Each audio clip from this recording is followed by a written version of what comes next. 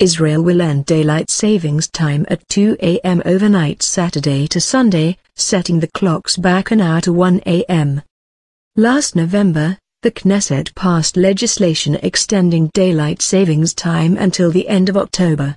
Before that, Standard Time would begin the Saturday night before the Jewish high holiday of Yom Kippur, so that the day's fast, which is pegged to nightfall, would end an hour earlier.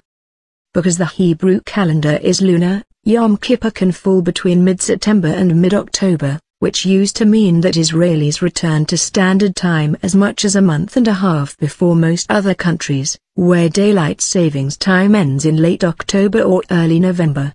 As a result, the issue of the seasonal time transition became contentious among Israelis, and was caught up in political tensions between religious and secular politicians. Religious parties generally pushed for the early time change to ease the Yom Kippur fast, and some secular activists protested that the change was unnecessarily inconvenient and expensive. They pointed to a relatively early loss of daylight hours and a resultant rise in electricity bills as well as car accidents, as people who would otherwise drive home from work in daylight were forced to drive in darkness. On September 28, the date which would have marked the end of daylight savings time in Israel had the Knesset not passed legislation extending the period, Israelis found their morning routine slightly askew after a computer glitch caused their clocks to be set back an hour overnight.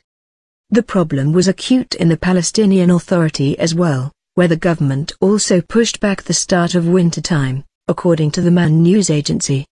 Israelis and Palestinians who possess older mobile phones, tablets, and computers may on Sunday once again find themselves waking up at the wrong time due to a similar glitch.